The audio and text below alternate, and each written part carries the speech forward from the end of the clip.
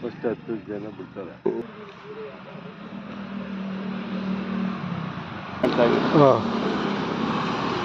ಆಯ್ತು.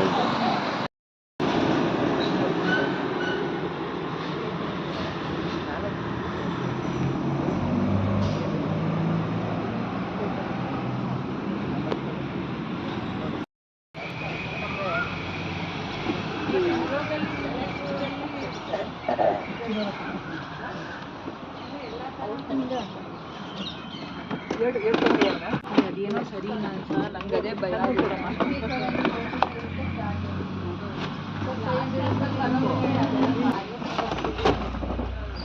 ತಗೊಬಟ್ಟೆ ಹೋಗುವಾಗ ಅವರು ಹೊರಗೆ ನೀನು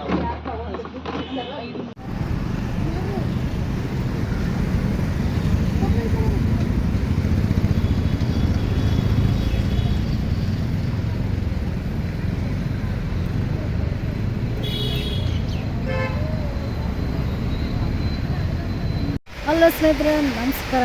ನಾವು ಇವತ್ತೆಲ್ಲಿ ಬಂದಿದ್ದೀವಿ ಇವತ್ತು ಮೈಸೂರಿನ ಸಿಲ್ಕ್ ಫ್ಯಾಕ್ಟ್ರಿಗೆ ಬಂದಿದ್ದೀವಿ ಸೀರೆ ತೊಗೋಣ ಅಂತ. ಆ್ಯಕ್ಚುಲಿ ಇದು ನನಗೆ ಗೊತ್ತೇ ಇರಲಿಲ್ಲ, ತುಂಬ ರಶ್ ಇದೆ. ಹಿಂದೆ ನೋಡ್ತಿದ್ದೀರಲ್ಲ, ನಮ್ಮ ತಂದೆ 4:45ಗೆ ಬಂದು ಕ್ಯೂವಲ್ಲಿ ನಿಂತಿದ್ರು. ಈಗ ನಾವು ಬಂದು ಜಾಯ್ನ್ ಆಗಿದ್ದೀವಿ. ಒಬ್ರಿಗೆ ಒಂದೇ ಸೀರೆ ಕೊಡೋದಂತೆ. ಮೈಸೂರು ಸಿಲ್ಕ್ ಇಷ್ಟು ಬೇಡಿಕೆ ಇದೆ ಅಂತಲೇ ಗೊತ್ತಿರಲಿಲ್ಲ ನನಗೆ.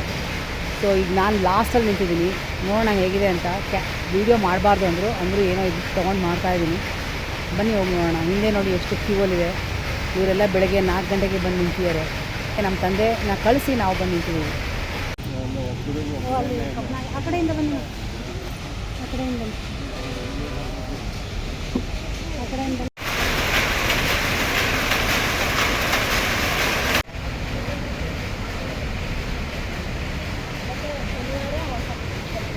10 ಗಂಟೆಗೆ ಓಪನ್ ಆಗುತ್ತೆ.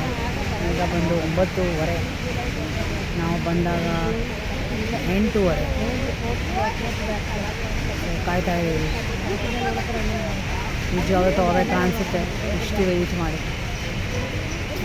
ನೋಡೋಣ.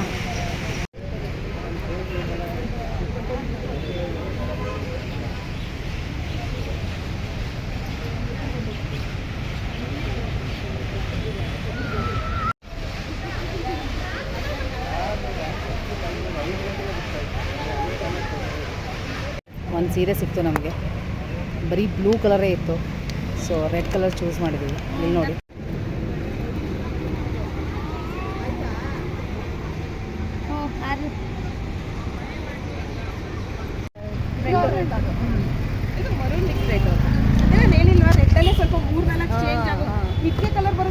ಇನ್ನೊಂದು ಕಲರ್ ತೆಗೆದು. ಬಟ್ ಇದು ಚೆನ್ನಾಗಿದೆ. ಮತ್ತೆ ಇದೇ ಕಲರ್ ಬರೋದು. ನೋಡೋಣ, ಅನಿತಾ ತಗೊಂಡಿಲ್ಲ. ಓ, ಇದು ಚೆನ್ನಾಗಿದೆ. ಬಾರ್ಡ್ರ್ ತೋರಿಸಿ. ಇದಂತೂ ತುಂಬ ಚೆನ್ನಾಗಿದೆ. ಆ್ಯಕ್ಚುಲಿ 37. ಎಲ್ಲಿ ತೋರಿಸಿ. ಹಾಂ, ಚೆನ್ನಾಗಿದೆ.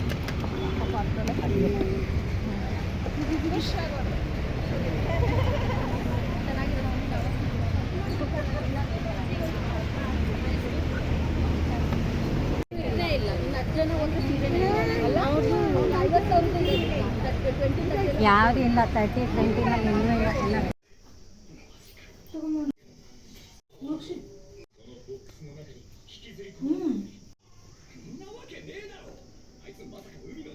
ಒಂದು ಸೀರೆ ತೊಗೊಳಕ್ಕೆ 10:30 ತನಕ ನಿಂತಿದ್ವಿ.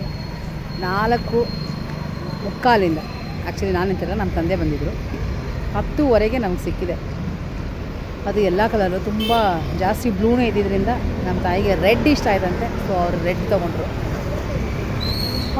ಇದು ಒಂದು ಮೈಸೂರು ಸಿಲ್ಕ್ ಸೀರೆಯ ಕತೆ ಅಂತಲೇ ಹೇಳ್ಬೋದು. ನನಗೆ ಗೊತ್ತಿರಲಿಲ್ಲ ಇಷ್ಟು ಬೇಡಿಕೆ ಇದೆ ಅಂತ.